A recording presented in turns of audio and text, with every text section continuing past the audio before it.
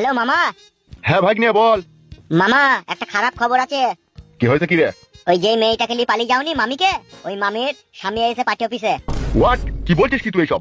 हम जो कुछ भी बोलता है ना झूठ नहीं बोलता है मामा, सब सही बोलता है। ডাই গুদ মারানি ছোড়া, বাংলায় বলতো। বলছি যে মেয়েটাকে নিয়ে পালিয়ে গেছে ওর স্বামী পার্টি অফিসে এসে এদিকে কালু ভাইয়ের কাছে বিচার চাইছি। তাই নাকি? মিছু করি না সত্যি করে? সত্যি করে গো মামা। কি হয়েছে কি গো? এই কালু কি বলছিল কি? कालू एमएलए साहब ने बोला कि देखो तुम्हारा पति किसको साथ गया है किसको साथ नहीं गया है ये मेरे को मालूम नहीं है, ठीक है। ই কি বে, বাংলায় বলবে?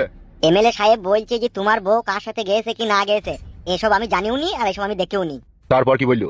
তখন ওই নারিয়া বেগমের স্বামী তখন বলছে জি আপনার দলের লোক আমার বউকে নিয়ে গেছে, আপনাকে এনে দিতে হবে যেমন করেই হোক।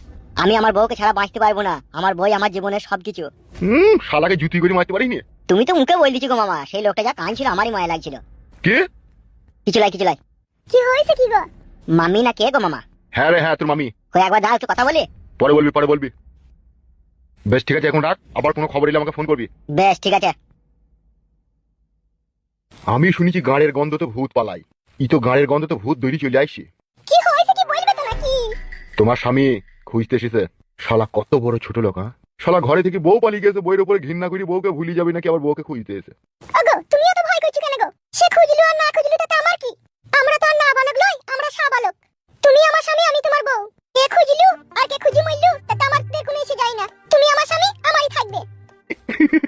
উনি আমার ময়না পাখি রে। স্বামীর ঘর ছেড়ে যখন একবার পালিয়ে আইছি আর কখনো কোনোদিনও ওই স্বামীর কাছে আমি ফিরে যাব না। আমি তোমারই আছি তোমারই থাকবো। ওরে আমার জান পাখি রে।